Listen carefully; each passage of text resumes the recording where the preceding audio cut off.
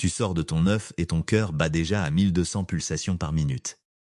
Pas parce que quelque chose t'a effrayé, pas parce que quelque chose ne va pas, mais simplement parce que c'est le prix à payer pour être ce que tu es. Tu as la taille d'un bourdon. Tu pèses moins qu'un trombone. Tu es complètement aveugle. Et l'œuf à côté de toi dans ce nid, celui qui était là quand tu as commencé à sortir de ta coquille, n'éclora pas. Il n'allait jamais éclore. Tu ne le sais pas. Tu ne sais encore rien. Tu ouvres le bec. Ta mère a construit ce nid avec de la soie d'araignée, car c'est le seul matériau au monde qui s'étire au fur et à mesure que tu grandis. En ce moment, tu es au chaud, tu es nourri, et tu n'as aucune idée de ce que tu es. On avance. Tu as quelques semaines et tu as découvert la seule chose qui compte, tu as toujours faim. Pas parfois. Pas quand la nourriture se fait rare. Toujours. Toutes les 15 minutes, chaque heure où tu es éveillé, ton corps a besoin de carburant. Attends trop longtemps sans manger et ton corps commence à se consumer lui-même, à brûler du muscle, à brûler des organes. Attends un peu plus longtemps encore et tout s'arrête. Tu ne comprends rien de tout cela. Tu connais seulement cette sensation et elle ne disparaît jamais. On avance. Ta mère t'apprend en le faisant. Elle plane devant une fleur, recule, plane de nouveau. Elle n'explique pas, elle n'a pas le temps, et toi non plus. Tu essaies, ton bec rate complètement et tu t'écrases en plein sur le côté de la fleur. Tu réessaies, encore. À la 4e tentative, tu réussis. Le nectar touche ta langue et, pendant une fraction de seconde, la sensation disparaît. Puis elle revient. Va trouver une autre fleur. Quand tu voles enfin, vraiment, c'est stupéfiant. Pas un battement, une rotation. Tes épaules bougent d'une façon qu'aucun autre oiseau ne peut reproduire. Tu fais du surplace. Tu recules. Tu te tiens parfaitement immobile dans les airs et le monde ne bouge pas sous toi. Tu es la plus petite chose de cette canopée, et pendant un instant, on dirait que la canopée a été conçue exactement pour ta taille. Puis le soleil passe derrière un nuage. La température chute de 2 degrés. La sensation revient. Va trouver une fleur. La lumière s'éteint et ton corps fait quelque chose qui, si quelqu'un te trouvait ainsi, lui ferait croire que tu es mort. Ta température chute de près de 30 degrés Celsius. Ton cœur passe de 1200 pulsations par minute à moins de 50. Tu ne réagis plus au son. Tu ne réagis plus au toucher. Tu n'es pas endormi. Tu es quelque chose de plus proche d'éteint. C'est la seule façon pour toi de passer la nuit. Ton corps ne brûle presque rien dans cet état, juste assez pour empêcher les cellules de mourir. Pas parce que tu l'as choisi, pas parce que tu l'as appris, mais parce que tout ce qui n'en était pas capable a déjà disparu. Tu descends de chaque colibri qui a survécu à la nuit avant toi. C'est la seule raison pour laquelle tu existes. Tu ne peux pas te réveiller. Tu ne peux pas fuir. Tu ne peux rien faire d'autre que t'agripper à la branche, orteils verrouillés, pendant que la nuit passe sur toi. Le hibou ne te trouve pas ce soir. Demain soir, tu recommenceras. Chaque nuit pour le reste de ta vie. Le réveil prend près d'1 heure. Tu trembles pendant tout ce temps. Les muscles se contractent et se relâchent, te réchauffant de l'intérieur parce que le soleil n'est pas assez rapide. Ton estomac est complètement vide. Le tremblement brûle le peu qui te reste. Dès que tes ailes sont assez chaudes, tu pars. Tu ne t'étires pas. Tu ne regardes pas autour de toi. Tu vas droit vers la fleur la plus proche parce qu'il n'y a rien d'autre. C'est la première chose que tu fais chaque matin. Chaque matin, pour le reste de ta vie, tu as survécu aux nuits. Tu as survécu à la faim. Et maintenant tu découvres quelque chose que personne ne dit sur les colibris, tu es furieux. Pas sur la défensive, pas prudent, furieux d'une façon qui n'a aucun sens pour quelque chose de ta taille. La semaine dernière, tu as passé 40 minutes à chasser une buse à queue rousse de ton espace aérien. Elle pesait 400 fois ton poids. Elle est partie. Tu revendiques 3 fleurs. Seulement 3. C'est tout ton monde en ce moment. 3 fleurs, une ligne de nectar, et la conviction absolue que rien d'autre n'a le droit de s'en approcher.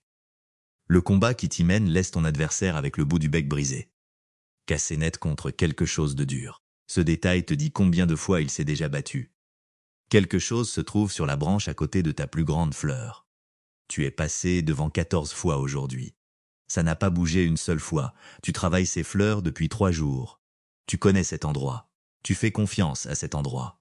Tu arrives par la gauche, comme toujours. Le bec déjà tendu, pensant déjà à la prochaine fleur. Tu ne le vois pas. Tu n'as pas le temps de le voir. L'instant d'avant, tu volais vers la fleur. L'instant d'après, quelque chose t'a attrapé. Tu bats des ailes plus fort. Ces ailes capables de voler à reculons, assez rapides pour clouer une buse sur place dans les airs. Elles battent encore et rien ne change. La menthe religieuse pèse presque exactement ton poids. Elle est là depuis avant que tu ne commences cette matinée.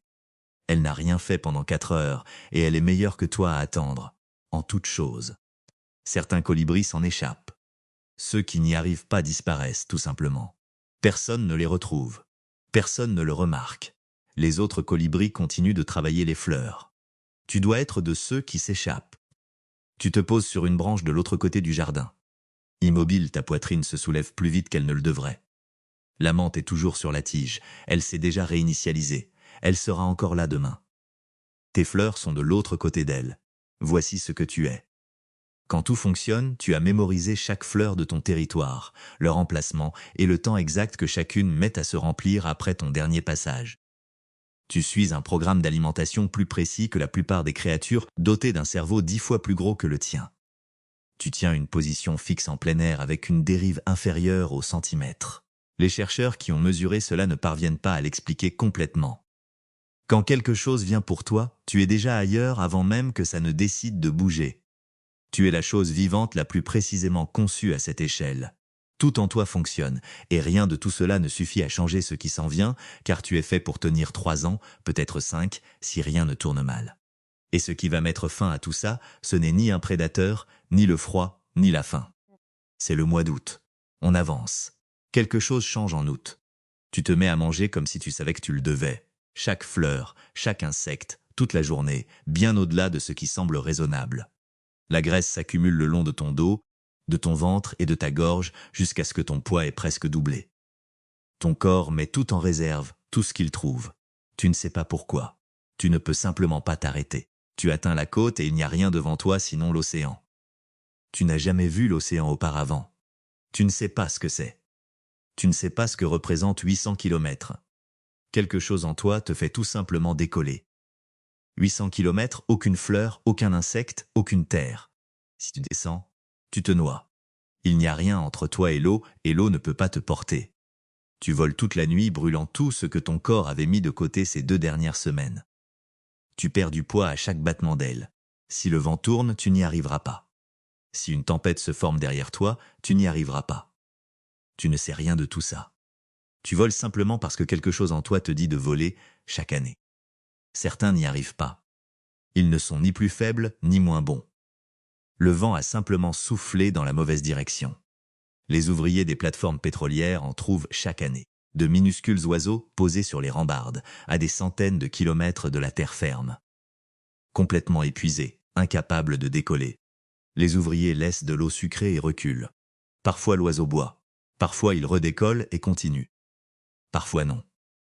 Ceux qui ont vu cela disent qu'ils se souviennent de chacun d'eux. Tu traverses, tu trouves la terre, et avant de faire quoi que ce soit d'autre, avant de te reposer, avant de regarder autour de toi, tu trouves une fleur. Tu fais partie des 340 espèces.